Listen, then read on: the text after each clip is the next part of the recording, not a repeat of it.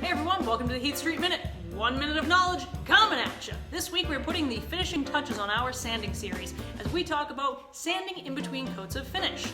So let's imagine you've put coat number 1 of finish on your piece. Now what you're going to want to do is get yourself a high grit sandpaper, no lower than 220, and you're going to want to sand gently with the grain. People, yes, that still applies, huh? Okay, sand with the grain gently. What we're trying to do here is not remove material, but instead remove whatever trash has built up in it.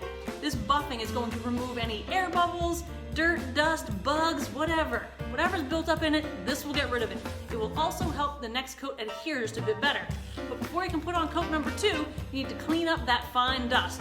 What you're going to want to use is a tack cloth or a lint-free rag dipped in mineral spirits. Heck, even a vacuum will do it. Now, you're ready for coat number 2.